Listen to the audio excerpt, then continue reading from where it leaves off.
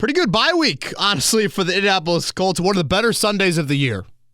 A sad reality, but nonetheless, it was a positive development in the race for a higher draft pick. I'm Kevin Bowen. Eddie Garrison is with me here, Kevin's Corner, as we return from the bye week. 4 games left for the Indianapolis Colts. A lot to get to on today's pod, looking ahead to those final 4. What should we be watching for? Playoff odds, minuscule. It's really a shame. We can hit on it. You know, on the podcast, you see a Titans team reeling. You see a Titans team that's fired their GM. They've lost 3 in a row, 2 straight by a combined 39 points, and you're in no position whatsoever to take advantage of that. I think that was the sour taste from Sunday. Outside of that, though, again, a lot of positive developments for the Colts having the weekend off. Eddie Garrison, always good to see you. How are you on this Tuesday morning? Likewise, I'm doing well. Sounds like you're feeling a little better too. Before we get into the serious stuff and the serious juice of the podcast, did you watch the match over the weekend? Yeah, I didn't think you were going there. Yeah, usually we go golf this early, man. That's when we can lose a lot of listeners. But yes, I did watch a little bit of the match. Had to get your Tiger talk out of the way there for a second. Thank you. He looked old. It's been a minute since we've talked Tiger. That's why I had to throw it in there now. Thank you for that. He didn't look Matt Ryan old, but he looked maybe Matt Ryan like in September old is how Tiger looked. But happy to see him back out there. He'll be back out there this weekend with his son, Charlie. And we'll see what he looks like come that second weekend and hopefully weekend of April at Augusta National. Let's begin here, Eddie. Again, good news from the weekend. You move up to the 7th spot. The Jags help you out. The Panthers help you out. If you look at who's above you right now in the draft order, and we'll update this, I think, every week now. I think this is the new playoff standing watch. Let's go. You know, this is just where we're at in mid-December. But I see Chicago and I see Philly above you, 2 teams that don't need a quarterback. And you can get into a debate about Detroit or Arizona. Arizona, I think a lot will depend on, first, Kyler Murray's health. I mean, if he tore his ACL, that's something you got to acknowledge. And then certainly what their organization looks like from a regime standpoint. Do they move on from their current group? If they do that, that oftentimes lends to a different direction at quarterback. So I think it's pretty good news on the draft order front. Obviously, you could have gotten a little more help last night, but you got to be pleased overall. And you know what, Eddie? I'm watching Sunday Night Football, and it's Miami and Tua and the Chargers and Herbert. And I think if you're a Colts fan and you watch that, after you get over what could have been had you executed some big trade up in that 2020 draft, you've got to be excited to see those 2 quarterbacks on their rookie deals, having their teams in the thick of playoff races. Mm-hmm. And they were the 5th and 6th overall picks. They didn't go 1 and 2. I mean, they were the 2nd and 3rd quarterback taken in that draft, with Joe Burrow, of course, going 1 overall. And again, in a range right where the Colts are likely to be, as long as they don't screw it up and win a couple here late in the season. You just watch those 2 teams, and I know Tua struggled a bit on Sunday night, but I sense excitement when I watch them. I sense explosiveness. I sense on any given play, something big can happen. And that is not something I've ever uttered about the 2022 Indianapolis Colts. And I probably haven't uttered about a Colts quarterback in quite some time. It's just too methodical, even when it's going well for the Colts. I think you need to have that jolt and that opportunity to create something. And I think those 2 guys provide that. So, again, I think that's where I think if you're a Colts fan, you come out of the bye week excited in that you moved up in the draft order. You also watch Sunday Night Football. Mm-hmm. And it's kind of a similar blueprint to how April might look for you. Again, I know it's a different quarterback class, but still just the range of where you're drafting. I'd say the one negative coming out of Sunday, Eddie, though, is I'll go back to what I said earlier. How many times in October and November did we say, if you get to 9 wins, that's going to be enough to win this division? 8, maybe enough. Maybe 8. You know, Tennessee is not a great football team. No. Injuries have played a role into it without question. But it's just the sad state of the AFC South in that it is once again handing you gifts and you drop them. I'm picturing the gif in The Office where Kevin drops the soup. The chili? Chili, thank you. That's what I'm picturing the Colts doing to the AFC South. That's what Tennessee's trying to do. They're doing it to Jacksonville. They're doing it to Indy. They're doing it to Houston. And you are unable to corral it. And to be fair, that chili did look a little hot, a little wobbly, so I don't want to act like it's the easiest thing to carry. But, Eddie, look at the AFC right now. If the Colts were in any other division, they'd be eliminated from the playoffs already. Mm-hmm. Technically, they're not, because Tennessee's sitting there at 7-6, and not one team with a positive point differential. Just the greatest division in football. God bless it, man. God bless it. But yet, for the umpteenth year in a row, you're unable to insert yourself into that race and be a serious contender. So, again, I know big picture, there's a lot of encouraging signs exiting the bye week, but in the short term, there was a little bit of knife in the side of like, dude, even if they were 6-1, 5-7, just one more win. Yeah. It'd be kind of like, hey, what are you watching for? And now it's like, oh, you need to go 4-0 and Tennessee's got to go 1-3 or something crazy to close out the year. So did want to mention that before we get in the pod. Yeah, just going back and looking at that 2020 draft, like, oh my goodness, that draft was loaded. Yeah, and walk me through 2, 3, and 4. A lot of defensive guys, right? Chase Young 2, Jeff Okudah 3, and Andrew Thomas was 4. Okay, was it Derek Brown that then went after the quarterbacks? Correct. Derek Brown went after the quarterbacks, yes. And again, for those that don't recall, the Colts sat there at 13 overall. And traded for DeForest Buckner. After the 7-9 season with Jacoby Brissett, yes, traded for DeForest Buckner, and that was the path that they decided to take. And you guys have heard me talk about that. I get hindsight is super 2020, but I was about to say that could be like the real start of like kind of like the downfall. Yeah, and of again, the future when you look at the players that were taken in that range, like Tristan Wirfs, Javon Kinlaw, Jerry Jeudy, A.J. Terrell, C.D. Lamb.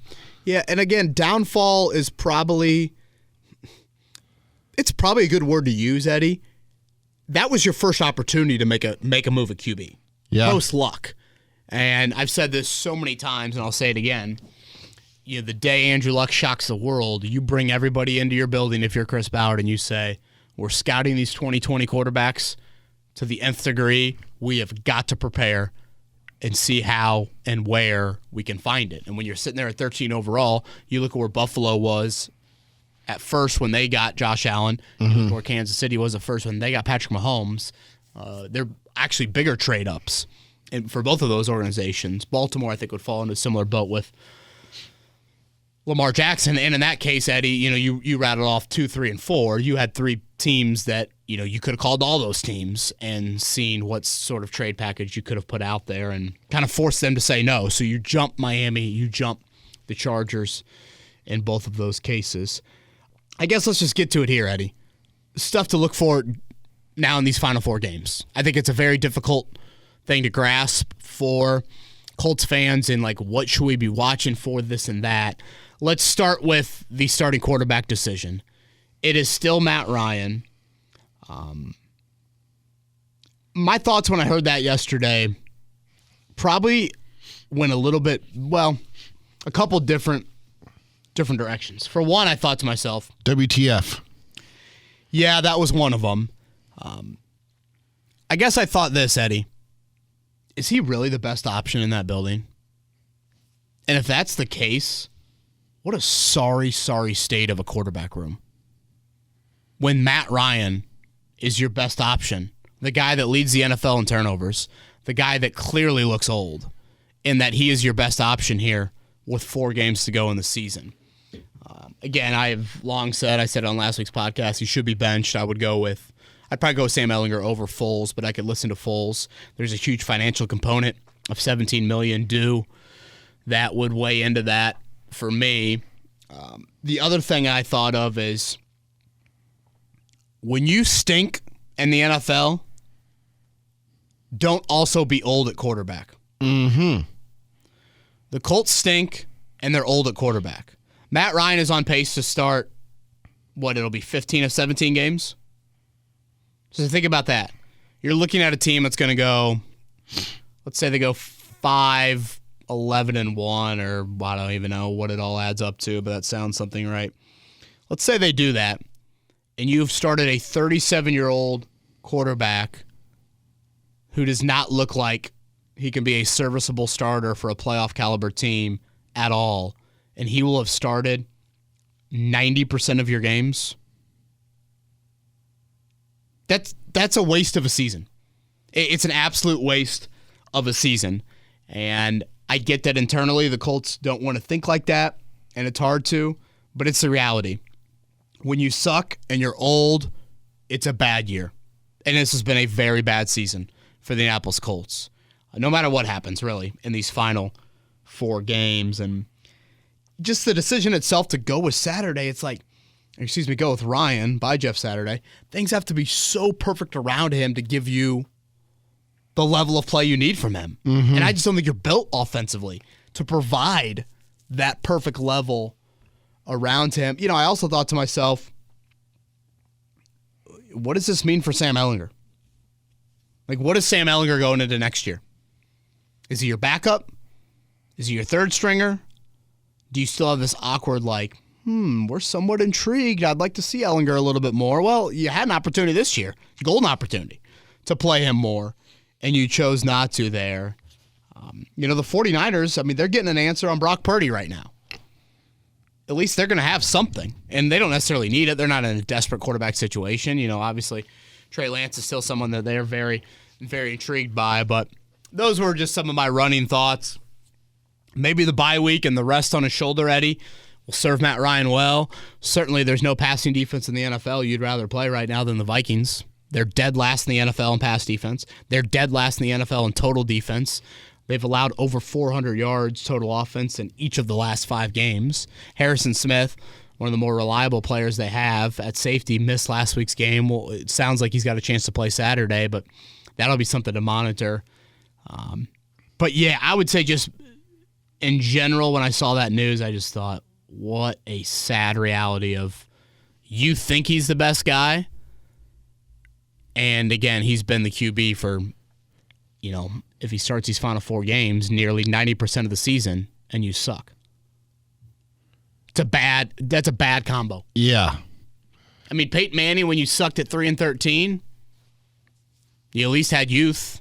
You at least had Manning baptism by fire. Yeah. You're the most picks in NFL history. What happens the second season? Boom. Those sorts of strides that you see these young quarterbacks make, Chicago's probably feeling some of that with Justin Fields right now. The Colts aren't feeling any of that. Mm-mm. Here are 3 justifications that I could think of. I said a couple of these yesterday on, I think we're calling this the Fan Midday Show for the time being with Jimmy Cook and Brendan King. I said, here are... Fun listen with you trio. Appreciate that. Here's the one that I brought up to those 2, and I said, look, the Colts still have a 3% chance or whatever it is to make the playoffs. In the NFL, you are playing your butt off until you are fully eliminated, which the Colts could be fully eliminated with the loss on Saturday to the Minnesota Vikings. The only reason why I think Matt Ryan is still being trotted out there is because you have that 3% chance. Okay. And then I think I was listening to Charlie Clifford in for John yesterday, and he made an interesting point that he thought it made sense that they stayed with Matt Ryan because of what's at stake for Minnesota and not coming out of the bye week and going to Minnesota, because if Minnesota wins, they clinch their division. And you roll out Sam Ehlinger on the road against Minnesota, who's trying to win their division. It just wouldn't bode well for the Colts. But isn't the bye week the time to turn to a younger guy? I totally agree with you. Yeah. I totally agree with you. I side a little bit more with your first point than your second. Yeah. And I do think internally that's how they view it. Yeah. We're not officially eliminated. We're not going to make such a move. Was there one more point, Eddie, that you had on that front? Yeah, but this wasn't pertaining to what you said about the Colts situation. This was more about the San Francisco operation and Brock Purdy. I was listening to Brandon Marshall, the former wide receiver in the NFL. I forget what podcast he does, but he mentioned something about how Shanahan's quarterbacks will always excel if they do their job, because he is such a system guy to where if people come in and do their jobs around him, they're going to succeed. rather than like here in Indianapolis and some other positions where it revolves around the quarterback versus the other 10 guys that are around him. Yeah, it's an interesting point. I also think there's a level of this in the NFL, and I know it's very difficult with day 3 picks. But at some point, you've got to be willing to throw that quarterback into the fire. Now, San Francisco's in a position to where they have no choice. But, when you draft these QBs on day 3, I would say so much of their failure or inability to ever secure some spot in the NFL, a big part of that is because you've never given them a chance. Yeah. And you're hesitant, you're scared, you're unwilling, whatever. And again, I know San Francisco, they're backed into a corner. The Colts necessarily are not. But I think that's something to keep in mind, when you're evaluating these young quarterbacks. Before we get to Twitter questions, Eddie, a couple of things I want to get to. Yeah, I was going to ask you about one of the things on your list. Yeah, go ahead and throw that. Obviously, Bernhard Raimann's left tackle future, that's something to watch out for. The draft order, we've already kind of touched on that. But number 4 for me. Can I start there with Raimann before we go to the one that you like? Because I think this is the biggest individual storyline in the final 4 games. I agree. If Bernhard Raimann can show you at the end of the season, Eddie, will you look up how many starts he's had so far this year? It's probably, 6-ish, something like that. If all of a sudden you're getting to double-digit starts with him, and you get to the end of the year, and you're like, hey. 7 starts for him? Okay, so it would be 11 if he continues to start the rest of the season. Hey, this guy can be our left tackle of the future. It's a little bit of guesswork, some educated guess behind it. But now all of a sudden, Eddie, you potentially have crossed off one of the biggest needs on your football team moving forward. And again, really with Raimann, it's probably more just give me one answer or the other. Give me an answer of yes, which would be ideal, of course. But if the answer is no, then you're not flirting and doing this weird little thing with him again next year to where you're throwing him out there, but you feel like you still need to go get a vet like that. So I think individually, no one I'll be watching more than Bernhard Raimann, who I do think has had a couple of better stretches here as of late than him down the stretch. And again, I know that Minnesota's defense has struggled, but from a Zadarius Smith standpoint to a Daniil Hunter, we'll see about Joey Bosa next week, but certainly Khalil Mack. The Giants have some guys. I mean, you still are going to see some rushers, not who you saw the last 2 games in the Cowboys and the Steelers, but no one for me, Eddie, individually has a bigger closer this season or a more attention one than Mr. Raimann. You have this number 4 on your list, and I think it's one of the more intriguing questions that we've always asked ever since he took over as the interim head coach in the Jeff Saturday evaluation. That's the one that sticks out to me out of these 9 because it's like, how do you evaluate a guy on an interim basis? Like, exactly. If this was a visual podcast, Eddie, what did I just do? I just threw my hands up in the air. Shrugged your shoulders a little bit. I shrugged them, man. I don't have a good answer for you. Does the record matter a lot or a little? Will Jim Irsay put his emotions to the side in comparing Saturday to other candidates? Was the bye week like what Saturday needed to kind of recharge, and maybe he'll get to the end of the year and he won't look at this as an 8-game grind. He'll be like, that was kind of fun. And the bye week felt the perfect time for him to kind of look at it like that. It's such a difficult answer to provide in exactly what does the evaluation look like for him. Jim Irsay does what Jim Irsay wants to do. I think I laid that out last week when we had a kind of our head coaching candidate podcast. For those that missed it, definitely want to check that one out. But as much as Irsay does what he wants, Eddie, he's also a human being. And they put Jeff Saturday's high school football record in the press release when they announced his hire back a month and a half ago. If you hire him permanently, are you going to put in there a 1-7 record as an interim head coach? And, who knows? They probably won't lose to the Texans. And I mean, honestly, if you look at Vegas is giving the Colts a great shot on Saturday. The spread's 4. I think I would surprise a lot of people seeing that. So, wow. The Jeff Saturday evaluation, again, I don't have a great answer for you on what exactly we're looking for. I've kind of laid out the good and bad so far. You've gotten off the better starts. Your offensive line has played a little bit better. You still can't close. You still can't score. and you're 1-3. That sounds like what this football team was like under Frank Reich. So, it's something to watch. What are we looking for exactly? I'm a bit unsure, but I think just those trends. Do anything changes substantially? And there is probably an element of like when Saturday, when they are eliminated, Eddie, how do they look after that? Because I do think that's kind of an indictment on how guys look at their head coach. Also interesting to also think about too, KB, is that like you go from Matt Ryan to Sam Ehlinger under head coach Frank Reich. Saturday comes in and he goes back to Matt Ryan. And then how much of a you-know-what show would it be if they went back to Sam? I know. I think that's another part of this, too, that sometimes we forget about is, like, how much of a laughingstock would the Indianapolis Colts be if they went back to Sam Ehlinger with still, that glimmer, that ever so small glimmer of hope of making the playoffs? It's something my morning co-host Jake Query and I disagree on. Jake often says that he thinks that Chris Ballard, Jim Irsay, and Jeff Saturday are all going into are all kind of different view in how they want these last 4 games to go. I think they all want them to win now.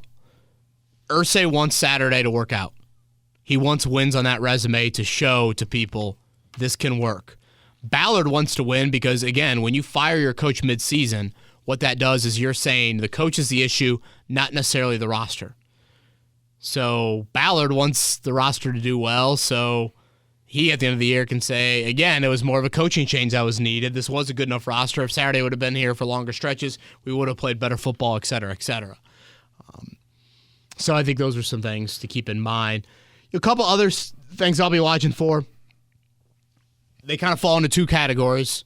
More opportunities for rookies, and/or do we see any strong, lasting impressions from your free agents? Are there any rookies in particular that you would like to see get more opportunities?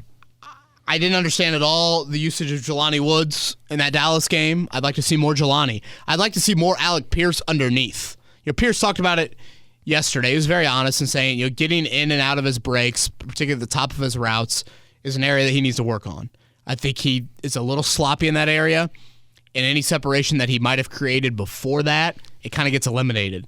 The DB can swallow him up a little bit, and if you look at Pierce, how much is that stuff just so contested underneath with him? Reminder, he's one of the worst receivers in the NFL when it comes to average yards of separation. I think last pod he was like second worst. Yeah, I remember you bringing that up, which again does not shock me at all. What about Nick Cross?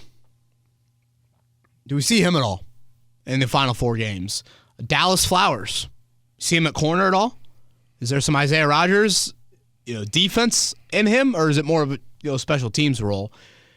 We kind of forget they spent 2 somewhat notable day 3 picks on defensive tackles.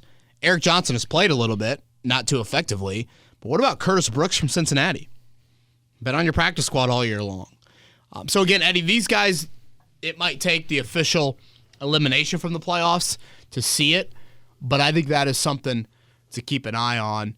Free agent-wise, you look at the group, and I'll just run down some of the notable names. Paris Campbell, Matt Pryor, Dennis Kelly, Yannick Ngakoue, Ben Banigou, Tyquan Lewis, Bobby Okereke, EJ Speed, Brandon Faison, Roddy McLeod, Chase McLaughlin. Bring back, 2 or 3 of those guys? Campbell, McLaughlin, and then, are you standing on the table for anybody else? Maybe Bobby O, maybe. A lot of that probably depends on how you view Shaquille Leonard, how you view how much money you want to invest at linebacker. Ngakoue is on pace for an 11-sack season. Be the second most of his career. If you would have told Colts fans at the start of the year, Yannick Ngakoue will play every game and have 11 sacks, they'd say, where do we sign up? Yeah.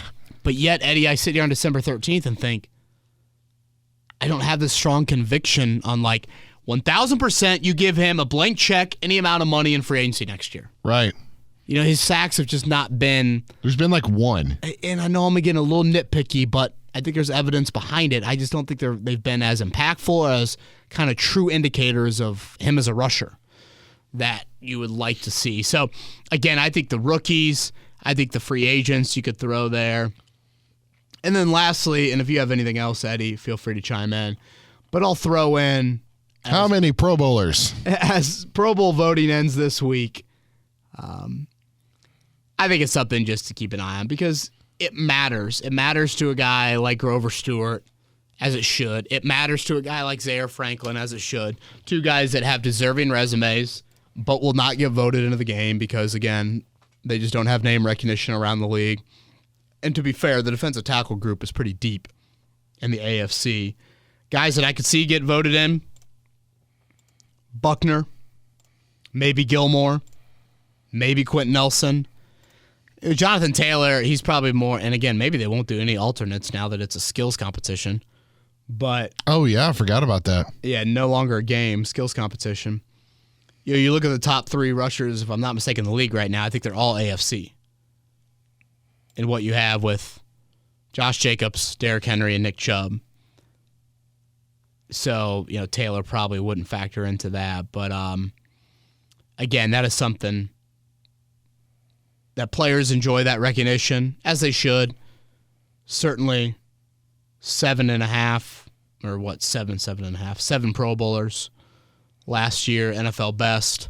That's not happening. But, do they get 2? Do they get 3? Yeah, interesting. That'll be interesting to watch. A couple things before Twitter questions. R.I.P. Mike Leach. Yeah. Terrible. And I appreciate you bringing that up, Eddie. In a job that has so many robots, so many people that are afraid to open up, Mike Leach was the exact opposite of that. Oh, yes. You talk about, one of the things I love about Edgerrin James, human being that's comfortable in his own skin. That was Mike Leach, man. Just so comfortable. And you look at the jobs he took. Dude's going to Pullman, Washington, having success. He never had a losing record at Texas Tech. Mm-hmm. Just such a unique football mind, such a unique human being.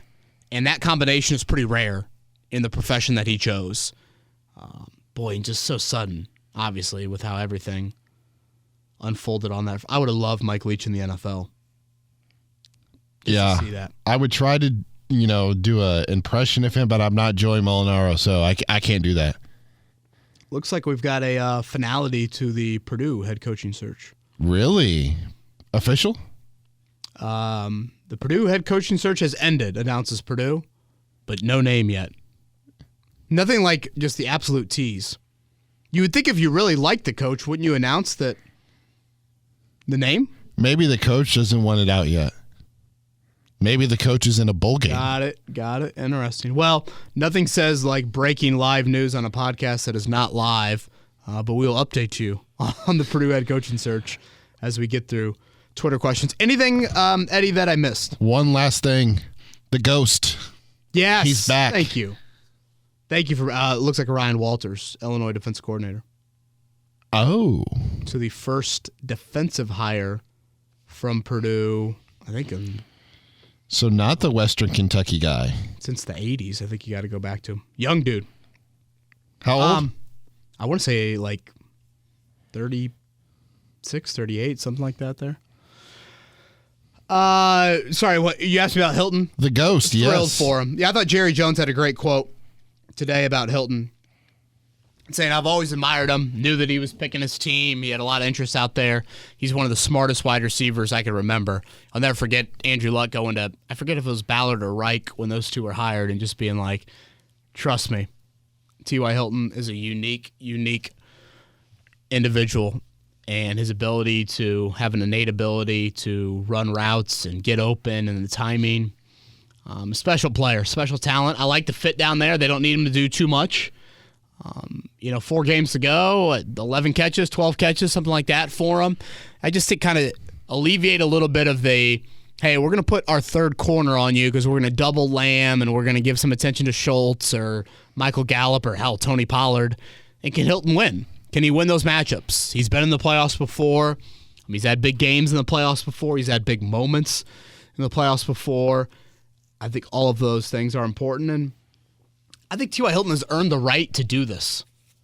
He's earned the right to kind of sit at home, watch his son play varsity football, really for the first, I think, full-time in his young high school life. Eugene being a sophomore here, attending Zionsville High School, just a suburb just northwest of Indy. And then now he can go chase a ring.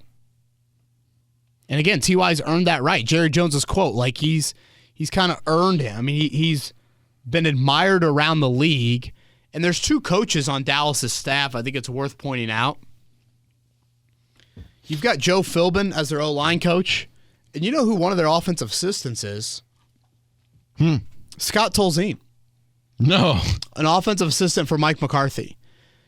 If there was any concern about T.Y. being a diva wideout, you would think a quarterback that had been in the same building with that guy for a couple years would know that. And clearly, Scott Tolzien and Joe Philbin have said some kind things to Mike McCarthy and Jerry Jones and whoever the powers that be that made this decision for Dallas. So the Dallas Cowboys were my NFC Super Bowl pick, so I do have some rooting interest there.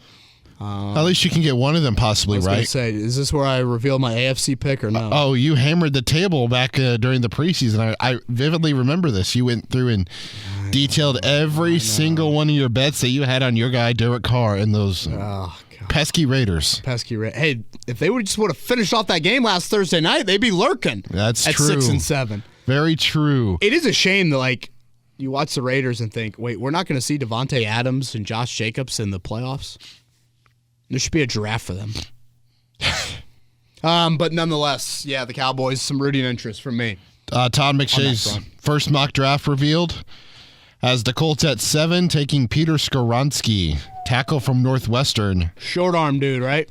I don't know. I haven't really looked too much into tackles. I've been so focused on quarterbacks. Yeah, I think we had Dane Brugler mention him when he was on with us a few weeks back there. So. He's got Will Levis right before at number 6 going to Arizona. So again, a lot to monitor. One thing to note on those draft position, the Colts are currently 7th. Eddie, the Colts are 4-8-1. There are currently 7 teams in the NFL at 5-8. Yeah. So if you start to win, you're going to drop in the draft order. Significantly. Quickly. So, not to scare Colts fans out there, but that is something to keep an eye on. Should we get in Twitter questions? Yes, sir. Matt is up first. He says, I'm in the fan camp of always rooting for a win each week, but know we have to secure some draft positioning. To me, March of 2023 should look like this. Number 1, head coach Jeff Saturday back somewhere with the team and/or helps evaluate who's correct. Number 2, general manager Chris Ballard and/or someone from his personnel tree as general manager, Morocco Brown or Ed Dodds. Quarterback, Matt Ryan or Sam Ehlinger combo is back on a shorter leash with a rookie learning from behind them for a year. Number 4, the starters. 1 to 4 of these names get traded due to a down/rebuilding year. Ryan Kelly, Kenny Moore, Stephon Gilmore, DeForest Buckner. What are your predictions of the above 1 to 4 positions? Thanks, KB. Boy, that's a lot there. Thank you, Matt, for that. Yeah, I guess I'll start by saying not a strong belief on any of them. I 100% think this will happen. I'd probably go with Ballard back as most likely. The Ryan Ehlinger combo and a rookie learning behind him, I could certainly see that. I'd probably go that second. Again, you got a big financial component with Ryan that would make it difficult to move him. Jeff Saturday, I'll go there as number 3. As far as 4, it's rare to see guys get traded. He's listing 4 names there. And Kelly, Moore, Gilmore, and Buckner, I think if anything, you'd see more kind of cap casualties, and especially if you're not making a GM change. It is very odd, when you compare the not MLB, but the NBA to the NFL, it's guys who are on bad contracts get traded. Right. In the NFL, they don't get traded. They get cut or waived or whatever the terminology you want to use. Yeah. Again, it's something that you just don't typically see. You see more of a restructuring or, again, kind of cap casualty stuff there. But, yeah, that's probably the order that I would go with. I know that last pod you spoke about Michael Pittman Jr. and getting a second contract. Are we sure he would want to come back? That's from Tyler. Yes. Is my answer. You would say yes, Eddie? Yeah, I remember a couple of weeks ago where Pittman's dad replied to somebody on Instagram, and he said that Michael loves Indianapolis and doesn't see himself anywhere else. Although that could have changed because of the recent turn of events of not winning, but I still think that Pittman's here long term. Yeah. The only caveat I could see is if Ballard doesn't want to pay the money. You know, it should be noted, again, this stuff can be a two-way street. And a lot of this is why you try and extend these guys before year 4, before they can hit the open market.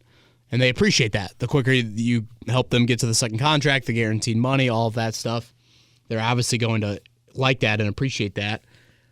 You'd really be betting on yourself if you're Michael Pittman. You know, obviously he has minimal ties to the Midwest. We should note that. Him and his wife, fiance, I kind of forget exactly what their relationship is, but they grew up in Southern California and have strong ties to that area. So would they want to make some sort of move?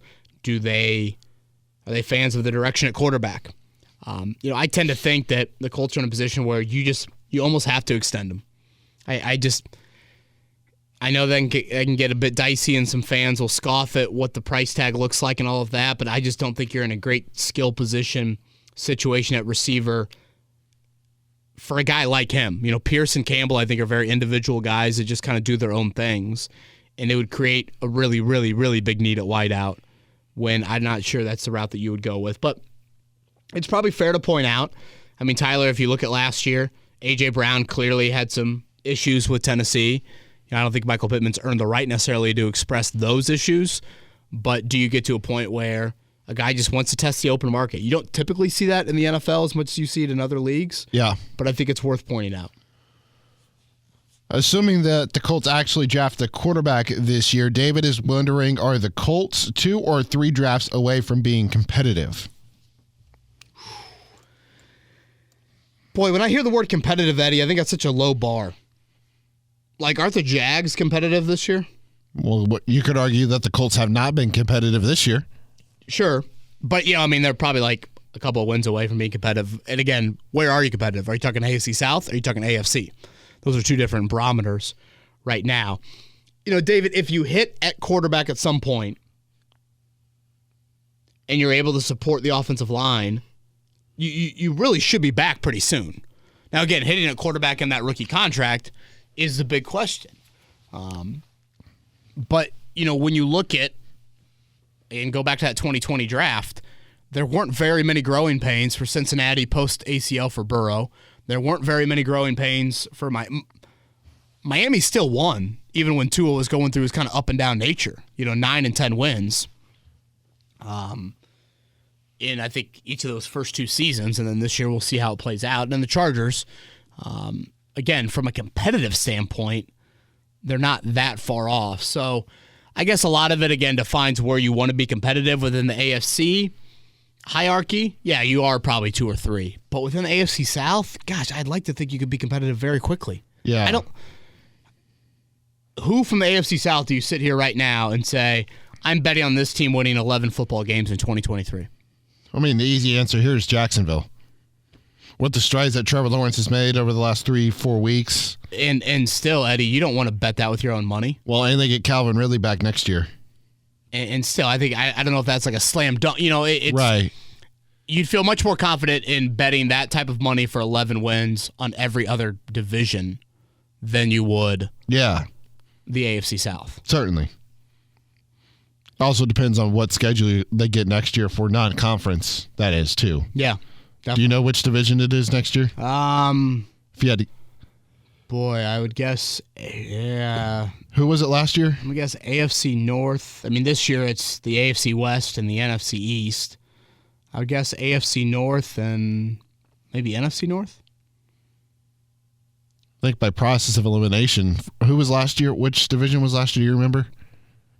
Like not this season, the year before that? Correct, yeah. Let's see. Last year you played Carson Wentz's division, is that right? Or Carson Wentz is your quarterback. You played... Didn't Brady come here? Yeah. No, that was preseason. You didn't play Matt Ryan.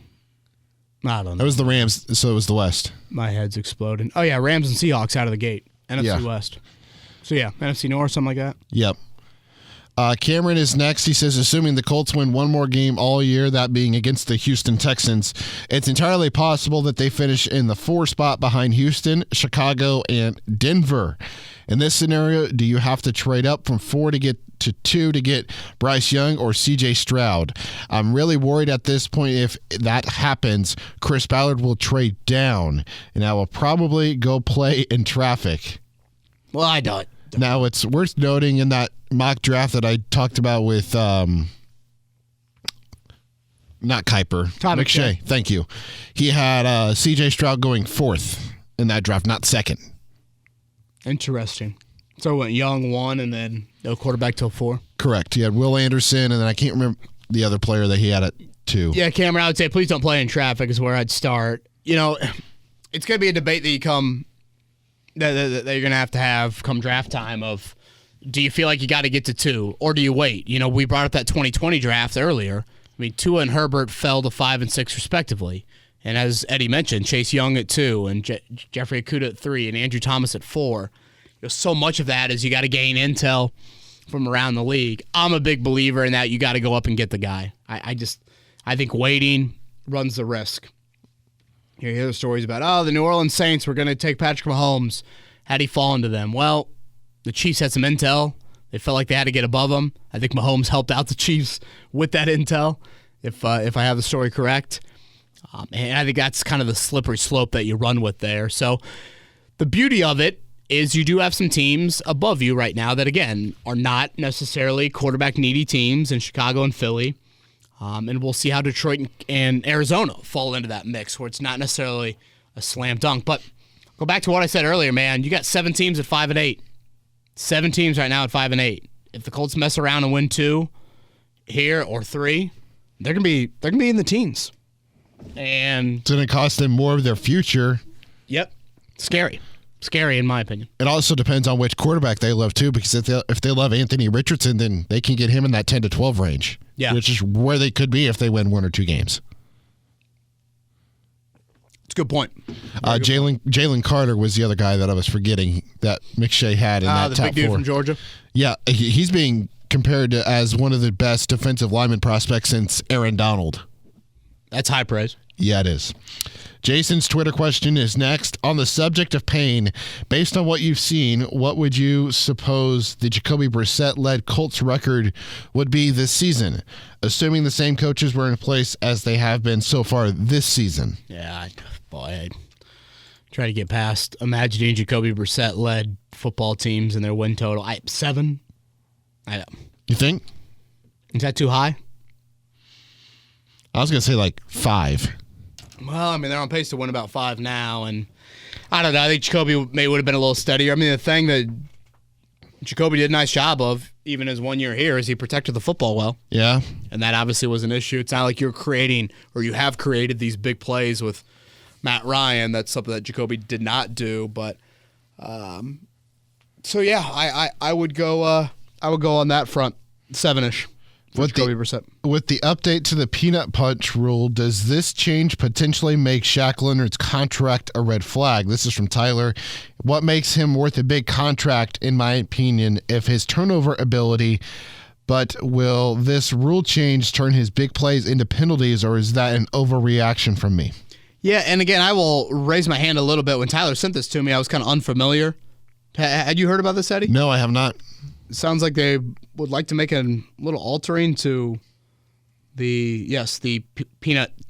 Charles Tillman punch, and I don't know, I guess how that's officiated, or maybe that's going to become a penalty. I don't know. It seems a bit stupid to me. I guess, I mean, you are punching players, and if you miss the ball, then you would punch the player, but whatever. I have more questions about his health and effectiveness before we get to any sort of punching of footballs out. Yeah. You know, I think that's where I'm at with Leonard right now.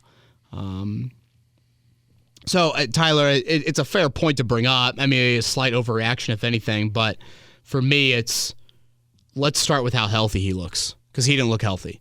And let's get him back on the field first. Let's start there, and then you can kind of get into some of the intricacies. I will say this. I think Leonard His subtleties and his ability to make those plays, just unbelievable. Unbelievable when he did it. So I would like to think that rule change wouldn't impact him too much, but again, I'll have to look into that. Steve with a very interesting question. In today's world of fantasy football, he says, in a hypothetical fantasy football keeper league scenario, what 7 players would you retain from this year's Colts roster? Bonus question, which one member of the coaching staff are you keeping? And the caveat to the 7 players that you keep, KB, 3 on the offensive side, 3 on the defensive side, and 1 special teams. Ooh, boy. Okay, so I assume I'm absorbing their age and their contract? Sure.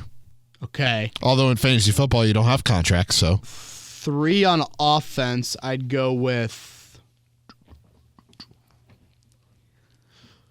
either Bernard Ryman or Braden Smith. Probably go with Braden Smith. I'd go with Michael Pittman, and I'd go with Jelani Woods. Really? Interesting. Who would you go with offense? I agree with you on Braden Smith. I would go Pittman, and I would probably go JT. Although JT is like out of those, don't value running back like that, man. Right. I was about to say, out of those 3, though, running back is like the easiest replaceable out of those 3. But I think JT's, a top tier back in the league. That's fair.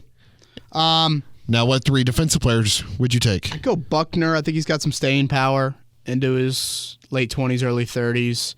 I'd go with Quiddy. Gotta hope his health cooperates, but that position just means too much. The third one I'd go with, you know what, Eddie? I would go with Isaiah Rodgers. I think he can play corner at a pretty high level. I agree. Linebacker to me, again, I just don't value that too much. Safety, I don't know. I love Julian Blackmon, but the injury history worries me there. Yeah. Who would you go with on the defensive side of the ball? Big Grove. You go with Grove? Yeah. I thought kind of Grove or Buckner. I went with Grover just because he's a little younger. Okay. Contract's a little easier. Totally fine. To build around. I would go Quiddy as well. And then that third one is interesting. Do you go corner or do you go linebacker? To me, I go linebacker because I think stopping the run is such a big part of the NFL because, we've heard Frank Reich and numerous other coaches talk about this, and the big success in the red zone is being able to run the football. And if you have a linebacker who's able to, go up in the line of scrimmage and make a couple tackles, and that's the way I go, and I'd probably go Bobby O because I think he's good in coverage too. Yeah, I could hear certainly some other names. I mean, again, I'm picking a guy that's not even a full-time starter, but I just think his age and, again, corner and, contract-wise, that probably factors into it. Special teams, I'd go Rigoberto or Matt Hawk, whichever is under contract. Yeah. Yeah, that's probably the route I would go to. Luke Rhodes, close second. Yeah. Kicker. Yeah, Chase, obviously his stats have been pretty good this year, but still I'm not 100% sold on, he's definitely the kicker of the future. All right, can you help me with his next name? Who we got here? V? Yeah. Let's go with V. Yeah. V, I'm sorry, we're not going to try and butcher your name. Vinock, maybe? Maybe. Maybe not. Regarding 2 of the quarterbacks from last year's draft, Zach Wilson and Trey Lance, do you think the Colts should go after them this offseason if they become available? It would cost much less draft capital. If you had to move up, you would be getting them on their rookie contracts, and they both use their legs if needed. A name I'd like to add to make it 3, Jordan Love. Oh, interesting. I'd go Trey Lance more than Wilson.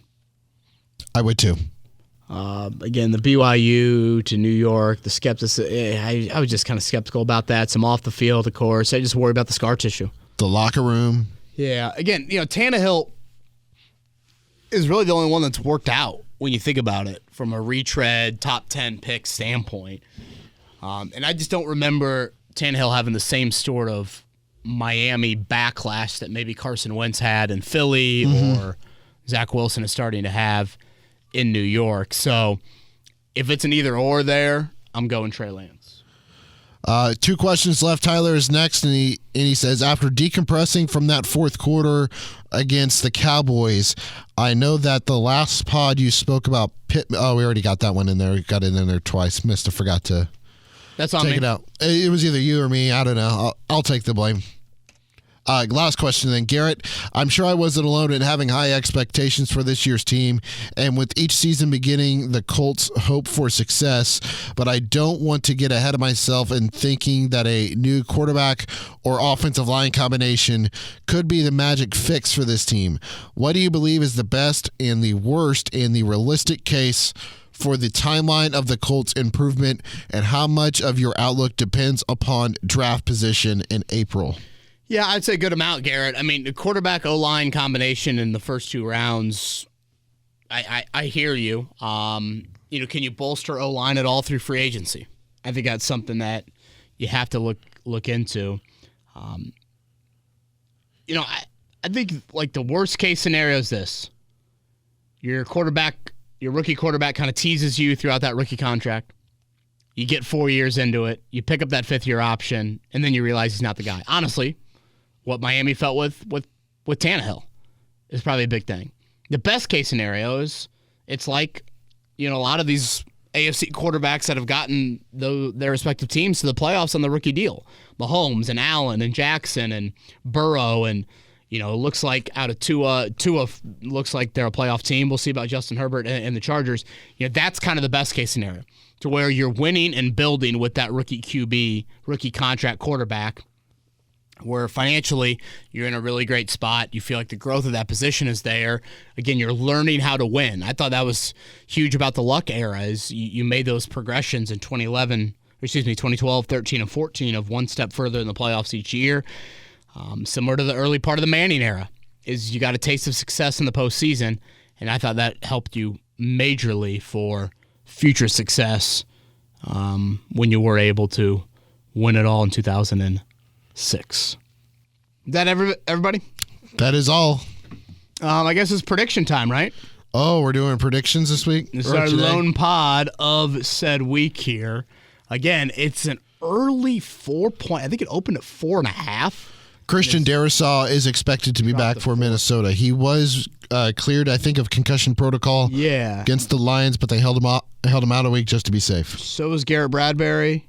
And it looked like, what's his name? Harrison Smith should be good to go on that front. Eddie Garrison, give us a prediction. I have a quick question before I get to that. Do the Colts have anybody that's able to contain Justin Jefferson? Well, I think him and Gilmore kind of get your popcorn ready for that one. I would expect that. I'm excited for that. Easily the individual matchup that I'm looking forward to the most. Prediction. Yeah, I would say Gilmore. Total's 48.5. Vikings are a 4-point favorite. Man. I was shocked by that line.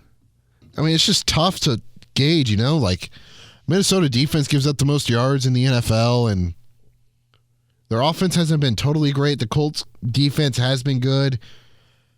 I'm going to take the under. I just can't figure out what score I want to put on it yet. All right, you want me to chime in here? Yeah, you go first. I'll go 27-20 Vikes. Again, it's a very poor defense right now in Minnesota. They've got some issues. It's a short week. There's a lot of evidence, I think, points to the Colts coming out of the bye week having the ability to make this a game. Again, I still probably wouldn't feel totally comfortable taking the Colts at +4 in this one. So that's a little surprising. But, there are some things that a 10-3 Vikings team is not. I think they're the only 10-3 football team in the history of the NFL to have a non-positive point differential. They're not positive now? At this point of the season, I'm pretty sure that was the case. So, they are -1. We need a prediction from you. I got to run. I will take Minnesota 24-20. He's Eddie Garrison. I am Kevin Bowen. We're very close on the score, now that I think about that. Nonetheless, it's Week 15, Colts and Vikings, 1 o'clock on Saturday. We'll recap it coming back. NFL Network. Monday, NFL Network for you on Saturday afternoon. Everybody have a great week, and we'll talk to you next week here on Kevin's Corner.